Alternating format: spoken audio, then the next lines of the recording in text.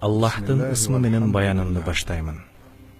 Пайгамбарыбыз алейхиссаламга салам жана салаваттар болсун. Аллах Таала Адам алейхиссаламды жаратты. Анандан аялын жаратып, ал экөөсүнөн бүткүл инсаниятты таратты. Аллах Таала Адам урпактарын улуу урматтуу жана жер бетинин кожоюндары болуусун каалады. Аллах Адам урпагынын арасынан элчи пайгамбарларды тандап алды. Бүгүн биз силер менен ошол пайгамбарлардын бири Калимуллах Муса алейхиссаламдын баяны менен таанышабыз.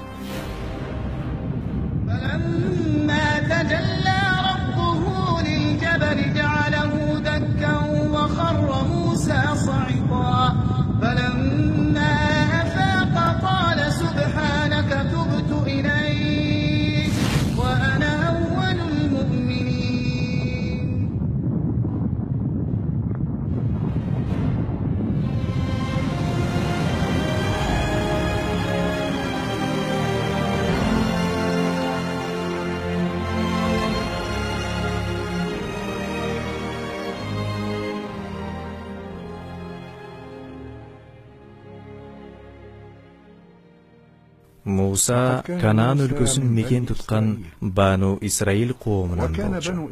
Ушул жерде биз Юсуф алейхиссаламдын окуясына кайра назар кылсак, ал Канаандык ата-энеси менен агайынелерин Мисирге чакыртканы эсиңердеби? Ошондо Якуб урпактары менен Мисирге көчүп келе баштады. О, Бану Исраил, сүйүнчү, Мисирдин дарбазалары көрүндү.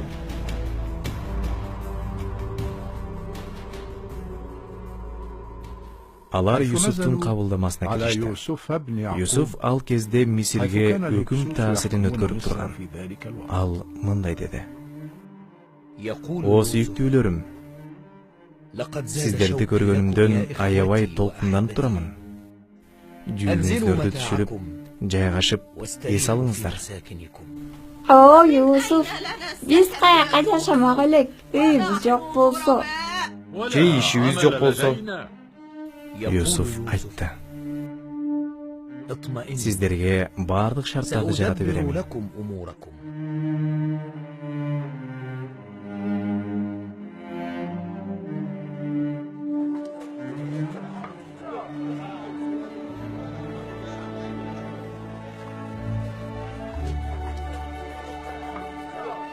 О, бурадар, бизди кайда баштап бара жатасың? Бизди Юсуф сага тапшыргандан бери артыңдан жүрүп чарчадык акыры.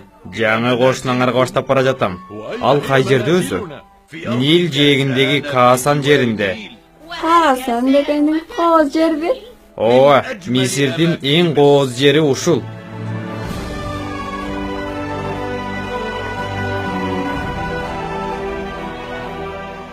Ошентип Бану Исраил коому Каасанга тукташты.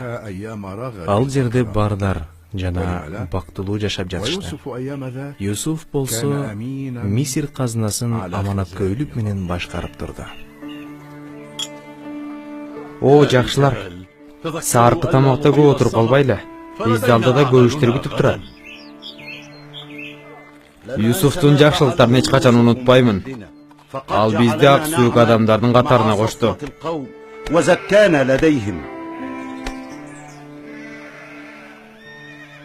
Аллах Таала бизге жакшылык кылган сыңары Юсуфта кайкөлдүгүн көргөздү.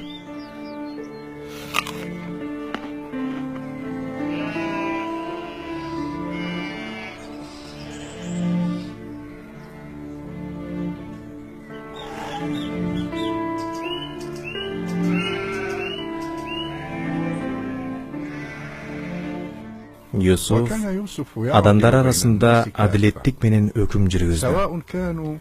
Ал Мисирдин алсыз, көз карандылыкта жашаган түпкүй элине да, элге өкүмүн өткөргөн күч кубаттуу келгенде Хексус урууларына да бирдей тегиз мамиле жасайт эле. Ошондуктан аны мисирликтер дагы, Хексустар дагы бирдей сүйө турган.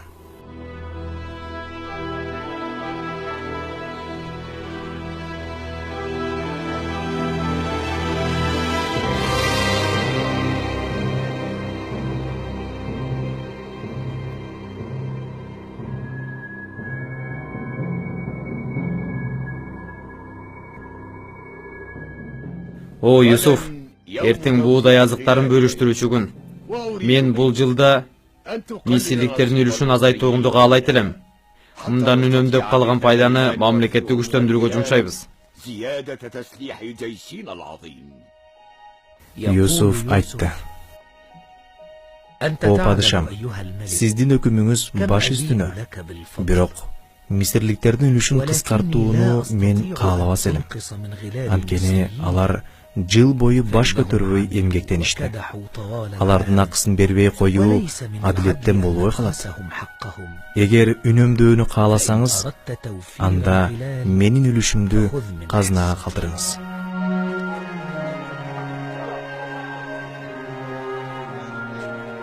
Уктуңбу? Юсуф мисирликтердин үлүшүн кыскартат имиш деп жатышат. Бул өкүм падышада. Юсуф падышанын сөзүн эки кылмак беле. Баса, силер мисирликтер эч качан биз бийликтеги хефсустар менен тең боло албайсыңар. Бийлик биздин колубузда. Бийлик силердин колдо. Бирок өлкөнүн кожоюндары биз болобуз. Менин алдымда бул сөздү айткан тилиңди кесип салам. О, адамдар, жол бошоткула. Дан азыктарын бөлүштүрүү үчүн Юсуф келе жатат. Юсуф айтты: Эй кызматчы жигит, кана, дан азыктарын бөлүштүрүүнү башта. Ушул жылы мисирликтердин үлүшү кыскартылат эмиш. Ушул туурабы? Юсуф: Жок, жылдагыдай баарына тегиз бөлүштүр, деди. Муну адилет десе болот. Көп жаша Юсуф.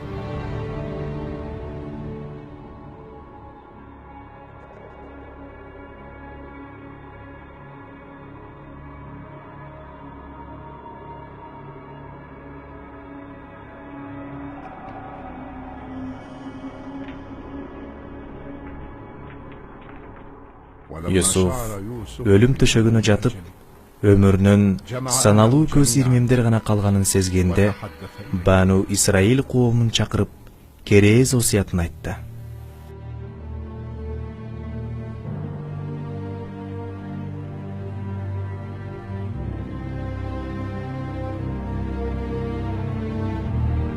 О элим, Аллах тандаган жана ыйманды кармаган жакшы элдин урпактарынан силер гана калдыңар. Аллах Таала бабаңар Ибрахимди, андан кийин чоң атаңар Исхакты, андан кийин атаңар Якубту силерге пайгамбар кылып жиберген эле. Алардын бардыгы силерди Аллахка эч нерсени шерик кылбай сыйынууга жана чыныгы динди карманууга чакырышты. Бабаңар Ибрахим Аллахтын досу жана бардык пайгамбарлардын атасы болгон. Мен араңарда болуп турганда, силер Мисир жеринде кор болбой жашадыңар. Бирок мына менин өмүр шамым өтүп бара жатат. Эгер Аллах менин жанымда ала турган болсо, силердин башыңарга оор сыноолор, зулум жана азаптар келет. Ошол күндөр келсе, сабыр кылыңыздар. Кандай күндө дагы диниңерди бекем кармагыла. Аз күндөрдүн аралыгында Аллах Таала силердин араңардан бир пайгамбар чыгарат. Ал силерди Мисир фараондорунун зулумунан азат кылат жана Аллахтын акыйкат динин кайра орнотот.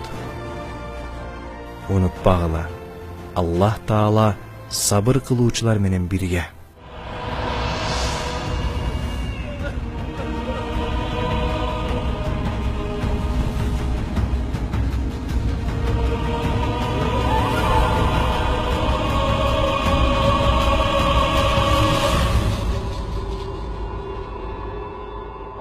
قد آتيتني من الملك وعلمتني من تأويل الأحاديث فاطر السماوات والأرض أنت ولي في الدنيا والآخرة توفني مسلما وألحقني بالصالحين.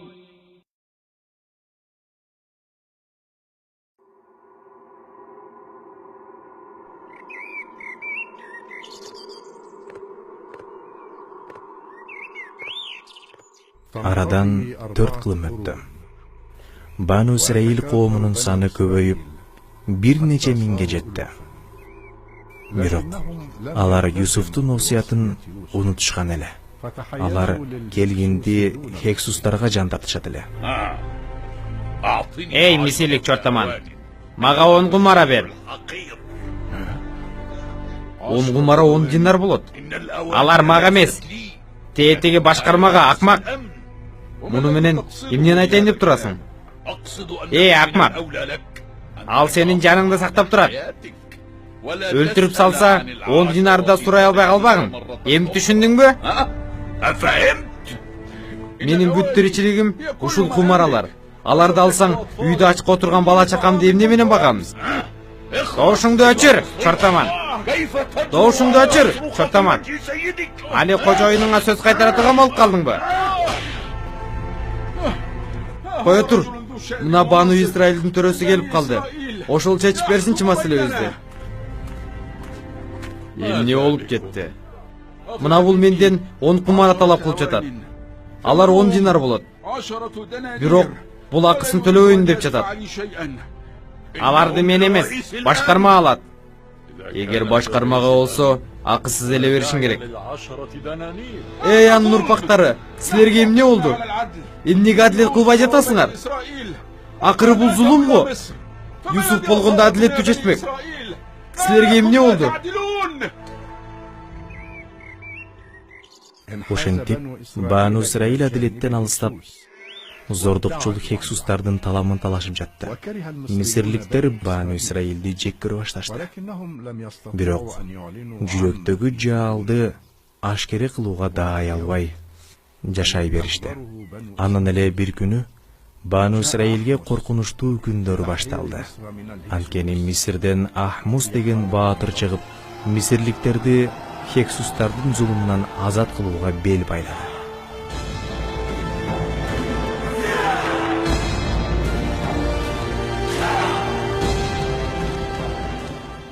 Мисирликтердин ушунча кордолгону жетишет. Бүгүн биз өлкөбүздү келгинди Хексустардан азат кылабыз. Чөгөлөп жашагандан көрө тике туруп өлгөнүбүз жакшы.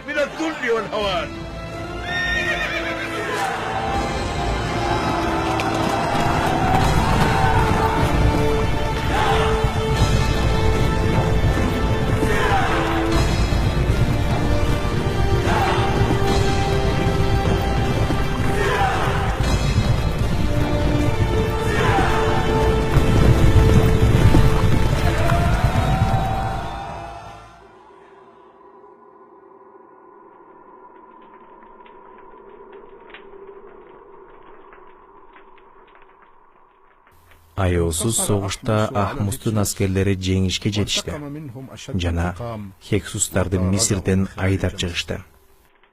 Хексустарга жан тарткан Бану Исраил болсо Мисирде калган эле.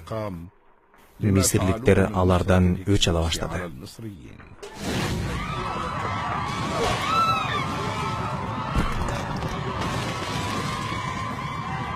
О, мисирликтер, ырайым кылсаңар боло. Жаш балдарыбызга, аялдарыбызга бооруңар оорусунчу. Силер биздин балдарыбыз менен аялдарыбызга ырайым кылдыңар беле? Ишенген Хексустарыңды чакырчы гана. Сага жардам бере алар бекен. Бул бизге жасаган кыянатыңардын жазасы.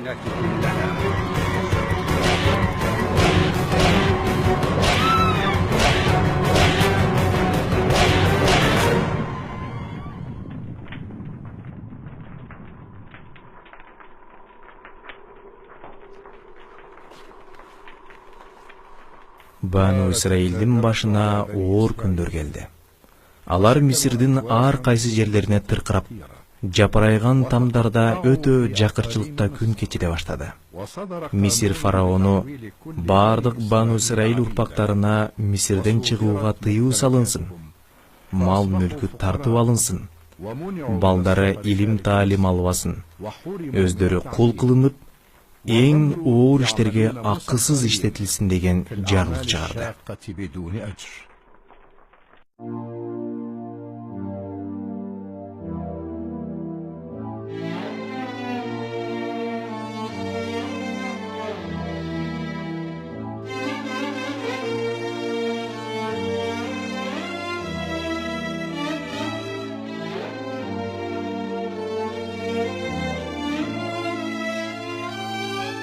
كلمت موسى وعيسى باسمك اتكلم كلمت موسى وعيسى باسمك اتكلم